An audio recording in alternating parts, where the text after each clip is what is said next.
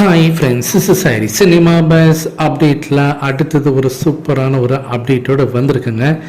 Jailer படத்தோடைய shooting பார்த்தீங்கன்னாக்கா அடுத்த ஒரு மாதத்துக்கு அந்த கோயம்புத்தூர், பொள்ளாச்சி, அப்புறமேட்டா பாலக்காடு, கேரளாவில் இருக்கக்கூடிய அட்டப்பாடி, ஸோ இந்த ஏரியாக்கெல்லாம் வளர்ச்சி ஷூட்டிங் எடுக்க போகிறாங்க. ஜெயிலில் செகண்ட் பார்ட்டுக்கான ஷூட்டிங், அதற்கான வேலைகள் ஆரம்பிச்சிருக்காங்க. நேற்று முதல் நாள் ஷூட்டிங் அப்போவே ரஜினி சாரை பார்க்கறதுக்கு ஏராளமானவர்கள், அந்த மக்கள், அந்த ஏரியா மக்கள்லாம் அந்த ஷூட்டிங் வந்து பார்க்குறதா இருக்கட்டும், இல்லை ரஜினி சார் வரும்போதும் கிளம்பும் போதும் அவரோட கார் பின்னாடி போகிறதா இருக்கட்டும், அந்த வீடியோஸ்லாம் நேற்றிலே ஆன்லைன் சோஷியல் மீடியாவில் ரொம்ப வைரலாக பண்ணிருந்தது.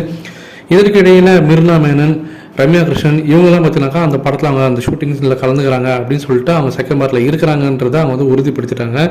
ஸோ நேற்றுக்கு ரம்யா கிருஷ்ணன் மேடம் அவங்க ஒரு புகைப்படத்தை வெளியிட்டிருந்தாங்க. அது ரொம்ப காட்டுத்தீயை போல் ரொம்ப வைரலாக போயிருந்தது. இதில் குறிப்பாக பார்க்க வேண்டிய விஷயம் என்னன்னாக்கா, அங்கே ரோட்டில் வந்து அந்த ஊரில் ரோட்டில் வந்து பார்த்தீங்கன்னாக்கா ஒரு ஷூட்டிங் ஸ்பாட்டில் ஒரு குட்டி பையன் ரஜினி சார் பக்கத்தில் நின்றுதான். அது வேறு யாரும் இல்லை, அது வந்து ரித்து தான்.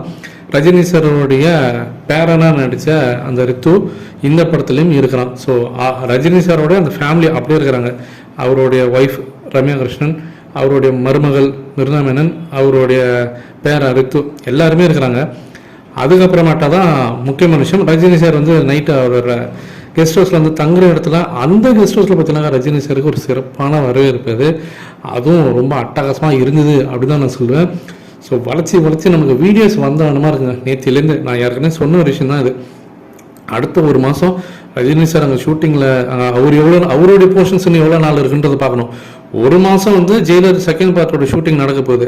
ஆனால் அதில் ரஜினி சாரோடைய போர்ஷன்ஸ் எவ்வளோ நாளைக்கு எடுப்பாங்கன்றது பார்க்கணும். ரஜினி சார் அங்கே இருக்கிற வரைக்கும் டெய்லியும் நமக்கு வந்து வீடியோக்கும் அப்டேட்டுக்கும் பஞ்சமே இருக்காது அப்படின்னு சொல்லுவேன்.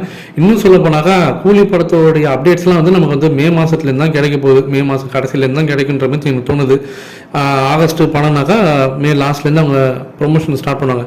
ஸோ கூலி ப்ரொமோஷன் ஸ்டார்ட் பண்ணுற வரைக்கும் நமக்கு இந்த ஜெயிலர் செகண்ட் பார்ட்டோட அப்டேட் வந்துன்னு தான் இருக்குன்னு எனக்கு தோணுது.